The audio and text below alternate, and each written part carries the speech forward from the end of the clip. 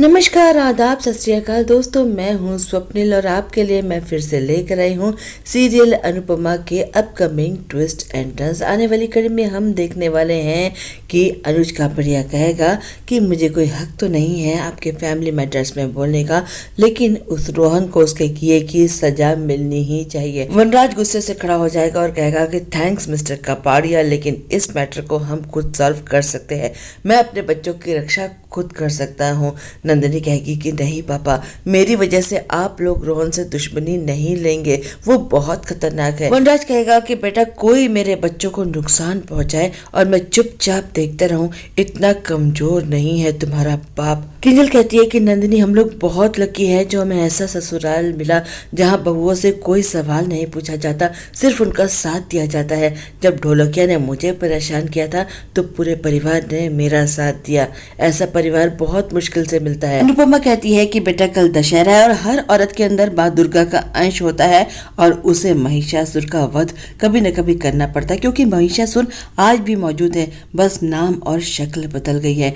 तू अपने अंदर की उस ताकत को पहचान और उसे जगा, हम उस रोहन को सबक सिखाएंगे। बापूजी कहते हैं कि बेटा नंदिनी अब तुम अकेली नहीं रहोगी, तुम यही रहोगे हम सबके साथ। इधर समर को बहुत गुस्सा आ रहा है, वो रोहन से बदला लेना चाहता है। अनुज उसके साथ खड़ा है, कहता है कि जब मैं तुम्हारी उम्र का था तो मुझे भी बहुत गुस्सा आता था जब कोई मेरे प्यार पर बुरी नजर डाले या किसी लड़की को कोई कुछ भी कहे। मैं अपनी हॉकी से उसका वो हाल करता था कि दर्द भी उठ उठ कर माफी मांगने लगता था, लेकिन ये गलत है। मैंने अक्सर गुस्से में लड़कों को अपनी पूरी जिंदगी बर्बाद करते हुए देखा है। तुम ऐसा कुछ मत करना, अपने परिवार के साथ कल सुबह पुलिस स्टेशन जाओ, उस रोहन की कंप्लेंट करो, लीगल तरीके से इस लड़ाई को लड़ो।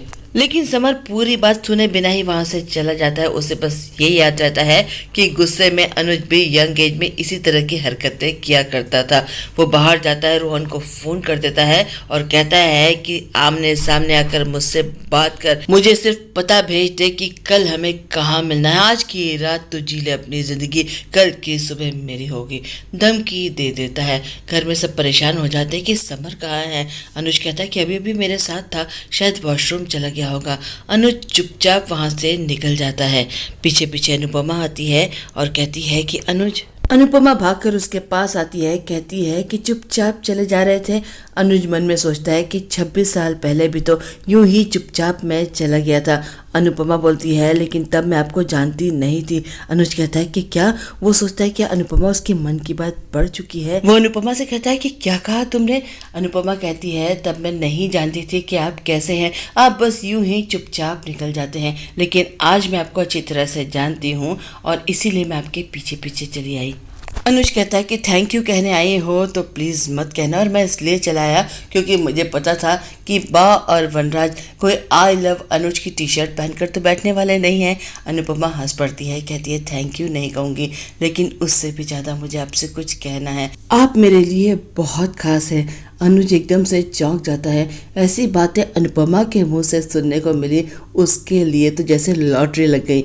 अनुपमा कहती है कि एक माँ के लिए वो इंसान बहुत खास होता है जो उसके बच्चों के चेहरे पर मुस्कुराहट ले आए, और आपने तो मेरे बच्चे की जान बचाई है, तो आप सोच सकते हैं कि आप मेरे लिए क्या मायने रखते हैं।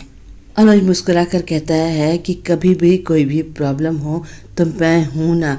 अनुपमा कहती है कि जानती हूँ आप हैं ना, मैं बहुत भाग्यशाली हूँ कि मेरी ज़िंदगी में आप हैं। अब तो अनुज अपने होश ही खो बैठता है, खुद को किसी तरह से संभालता है, बात को पलटते हुए बोलता है कि आज का इवेंट तुमने बहुत अच्छी तरह से मैनेज कर लिया। अनुपमा कहती है कि बाकी सब आपने इतने अच्छे से मैनेज कर लिया।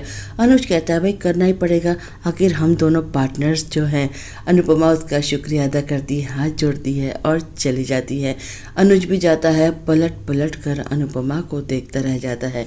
घर के अंदर आती है तो अनुपमा को फिर वनराज से ताने सुनने पड़ते हैं कि छोड़ आई अनुज कापड़िया को बाहर तक, शुक्रिया अदा करने गई होगी। अनुपमा कहती है कि हाँ गई थी, कोई अच्छा करता है तो मैं उसका शुक्रिया अदा करती हूँ, लेकिन कोई गलत करता है तो उसे भी मैं वही जवाब देती हूँ जो आपको देती हूँ कि आप गलत हैं। अनुज घर पहुंचता है, खुशी से नाच रहा है। काका कहते हैं कि नंदिनी मिल गई, इतना तो मैं समझ गया, लेकिन उससे भी ज़्यादा कुछ तो हुआ है ना। अनुज कहता है कि हुआ है, बहुत कुछ हुआ है काका भी उसके साथ खुशी से नाचने लगते हैं। अगले दिन दशहरे का त्योहार है। पूरा परिवार अनुपमा का त्योहार मना रहा है, पूजा अर्चना कर रहा है। इसी पूजा के बीच में समर के पास रोहन की कॉल आती है और वो बाहर निकल जाता है। एक जगह पर जाता है, रोहन और समर के बीच में मारपीट हो जाती है। इधर हम देखेंगे कि अपने घर में अनुज भी काका के साथ पूजा कर रहा है, लेकिन तभी चौंक जाता है क्योंकि समर उसके घर आया है। समर की हालत देखकर अनुज कहता है कि क्या हुआ, कहाँ से आ रहे हो। समर कहता है कि रोहन के साथ मेरी मारपीट हो गई थी, मैं घर नहीं जा सकता था क्योंकि सब मम्मी को ही बार बार ब्लेम करते, मुझे कुछ समझ नहीं आया इसलिए मैं यहाँ पर चला आया। अनुज कहता है कि क्या मारपीट हो गई थी, ये सब कुछ तुमने क्यों किया और क्या किया। समर कहता है कि मैंने वही किया जो आप मुझे कल बता रहे थे कि आपकी हॉकी होती थी और उन लड़कों का सर। अनुज कहता है कि तुमने पूरी बात क्यों नहीं सुनी। अरे मैंने ये भी तो कहा था कि कानून अपने हाथ में नहीं लेना चाहिए, अरे दिल से नहीं दिमाग से काम लेना चाहिए, तुमने और गड़बड़ कर दी है। मेरा तो मन कर रहा है कि एक झापड़ मारूं खींच कर, लेकिन क्या करूं, इतना अधिकार मुझे नहीं है। इधर घर में समर को ना पाकर सब परेशान हो जाते हैं कि समर कहाँ चला गया।